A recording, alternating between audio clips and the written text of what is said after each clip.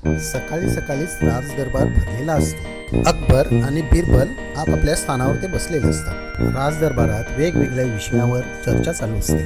तेवढ्यात राजदरबारात एक चमकदार कपडे घातलेला परदेशी माणूस रत्नांचा डब्बा घेऊन येतो. दूत नम्रपणे म्हणतो, जय हो महाराज, मी फार दूर देशातून आलो आहे.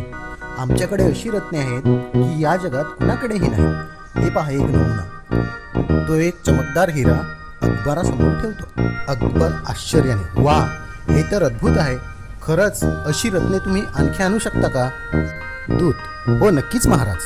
फक्त तुम्हाला 1000 मोहरा सोन्याच्या द्याव्या लागतील. माझ्या देशात जाऊन मी आणखी रत्ने घेऊन येईन. अकबर आनंदाने सेवकाला म्हणतो, दे रे याला 1000 मोहरा. सेवक सोन्याच्या मोहरांची पिशवी दूताला देतो.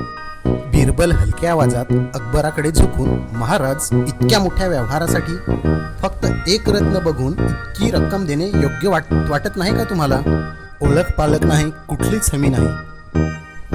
अकबर थोडा गर्वाने, बिरबल, राजे नेहमी विश्वास ठेवतात. हा माणूस प्रामाणिक वाटतो.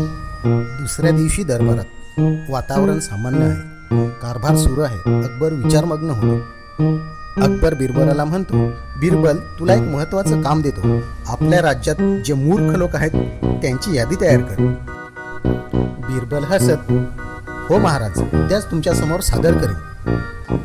दुसऱ्या दिवशी दरबारात थोडं उत्सुकतेनं सगळ्यांनाच कळायचं असतं की कोण मूर्ख आहे. बिरबल येतो. बिरबल, महाराज, ही यादी तयार झाली आहे. तर म्हणतो, ठीक आहे, पहिले नाव कोणाचं आहे? बिरबल शांतपणे, तुमचंच महाराज. सगळे दरबारी चकित होतात. अकबर रागाने उठतो, काय, माझं नाव? का बरं? बिरबल शांत आणि विरोधी स्वरात, कारण तुम्ही 1000 मोहरा एका अनोळखी माणसाला दिल्या. ना कोणती हमी ना घेतली, ना कोणाची ओळख, ना पुरावा, आणि विश्वास ठेवला की तो परत येईल. अकबर काहीसा चिडून, आणि जर तो परत आला तर? बिरबल हसत, मग तुमचं नाव काढून त्याचं घालीन. सर्व दरबारी खळखळून हसतात. अकबर सुद्धा हसतो. शिकवण, कोणावर विश्वास ठेवणं वाईट नाही, पण त्याआधी शहानिशा करणं आवश्यक आहे.